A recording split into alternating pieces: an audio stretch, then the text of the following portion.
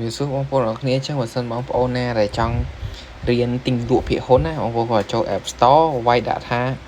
MT-Fi ដែលហៅថា MetaTrader 5 នេះហើយ download វាមកបាទអ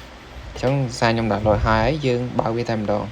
ញ្ចឹងពេលបើកមកបងប្អូនគ្រាន់តែចុច setting add account ហើយបើកជា demo account មកវានឹង load មកចេះអញ្ចឹងយើងបំពេញឈ្មោះយើងទៅបងបាទហើយយើងដាក់លេខទូរស័ព្ទយើងទៅកុំភ្លេចដាក់បង885ផងសារហ្នឹងគឺជាកម្ពុជាលេខកម្ពុជាហើយសម្រាប់ email យើងចង់ដាក់មិនក៏បានដែរបងស្រេចចិត្តយើងព្រោះហ្នឹងយើងគឺជា demo account នេះបាទចំណែក reference វិញយើងដាក់1500ហើយ accept register ហើយ start មកគឺវាស្រេចហើយបងអញ្ចឹងវាចេញមក load ចេះអញ្ចឹងបើបងប្អូនចង់ trade ជាមាសយើងគ្រាន់តែចូល search metal ហើយចូលអា XAU USD នេះគឺអាហ្នឹងគឺមាសហើយចុច cancel វិញមកវានឹង load នៅក្រោយបងប្អូនចង់ trade ពួកនេះទេអាចបិទវាបានគ្រាន់តែចុចអារូបបិចនេះមកយើងរើសអាណាដែលយើងចង់មកដល់អានេះ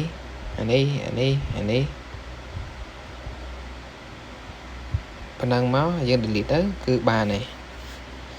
ចុះគីឡូបងប្អូនចង់ដាក់ currency euro ទៅអាមេរិកក៏បានហើយយើងគ្រាន់អូសមើលមក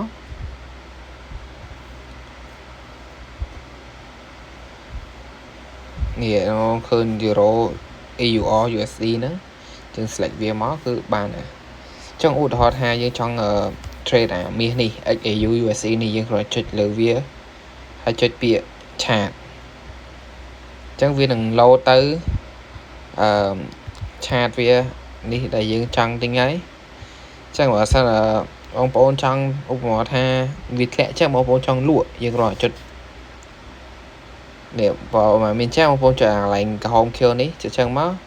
ហើយឧទាហរណ៍ថាបងប្អូនចង់លក់យើងចុច sell ខាងឆ្វេងដៃនេះ accept វាមក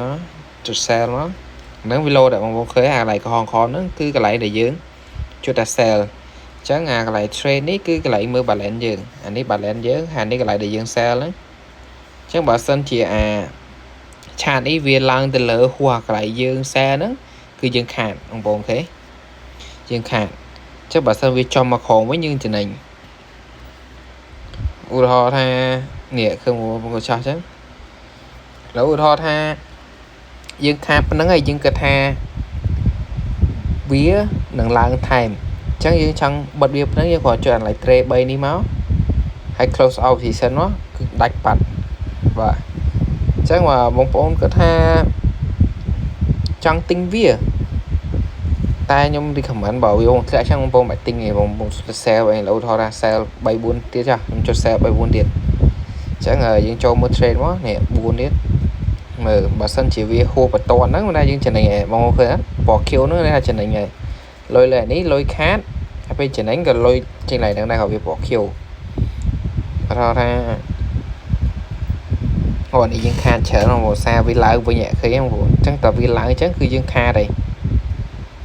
អញ្ចឹងដល់ពេលយើងលេងចង់ទៀតយើងអាចបិទវាដោយហើយយើងគិតថាយើងចង់ទិញវិញអញ្ចឹងយើងបាយមកចុចពាក្យបាយខាងស្ដាំមើលចាំវានេះតែបើពេលនេះបង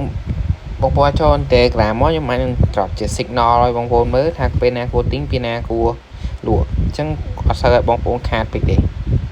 ឧទាហរណ៍អញ្ចឹងទិញឲ្យយើងទិញនៅ 4600 អញ្ចឹងពេលអាបន្តវាឡើងហួសអាហ្នឹងបន្ត Q យើងណាយើងចំណេញឃើញទេដល់ពេលយើងចំណេញយើងចង់បិទវាថាប៉ុណ្្នឹងគ្រប់គ្រាន់ទេយើងចុច3មកយើង close out position មកបាច់យើងចំណេញបាត់ហើយឃើញទេ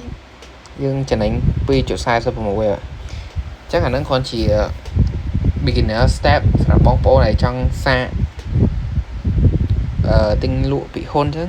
បើបងប្អូនចង់ដឹងព័ត៌មានថា join Telegram ខ្ញុំបាន